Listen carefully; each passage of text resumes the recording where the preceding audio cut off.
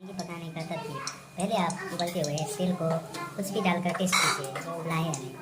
और ये देखिए हमारा शेफ मुकेश। तो फिर यहाँ देख सकते हैं आप, पूरा सामग्री रेडी है। अब डालने जा रहे हैं प्याज और टमाटर। जैसा आप टमाटर प्याज को डाल लेंगे फिर उसके बाद हल्का सा उसको हिलाएं, थोड़ा सा स्टर कीजिए और 5 मिनट के लिए वेट कीजिए। और उसके बाद थोड़ा सा उसमें सॉल्ट डाल दें, 1 टीस्पून, जैसा आपका टेस्ट वैसा ही। फिर आपको जैसा मसाला चाहिए वैसा डाल सकते हैं। थोड़ा सा उसमें रंग डाल लेते और फिर उसके बाद थोड़ा सा टर्मरिक, फिर उसके बाद इसको मज़े से हिलाइए, हिलाकर थोड़ी देर के लिए वेट कीजिए।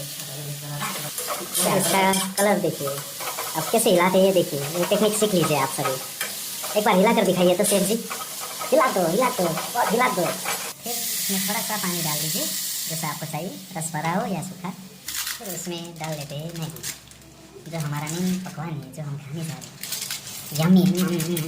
फिर ये जो रैपर है ये सबको आप डस्टबिन में भी डालें, ग्रीन सिकिंग। फिर आप मसाला डाल लेते हैं, इसमें जितना मैगी डाला है उसका सभी मसाला डाल लीजिए, या थोड़ा कम भी डाल सकते हैं अपने टेस्ट के हिसाब से। हम लोगों को क्रिस्पी खाना बहुत पसंद है।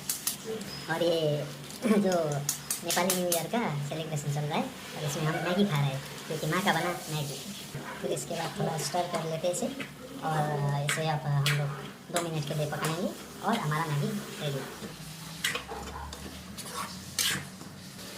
कैसा है chef taste? Yummy like mummy.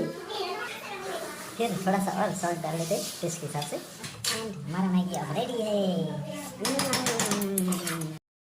ये हमारा मैगी अब रेडी हो गया है। अब हम इसे थोड़ा सा क्या बोलते हैं उसे, थोड़ा सा कम हीट करेंगे, पंखा में सुखाएंगे, पानी में डाउन करेंगे, फिर उसके बाद tasty.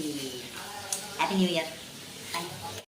Hello guys, happy new year. सबैलाई नयाँ वर्षको शुभकामना, पहिला वैशाखको शुभकामना।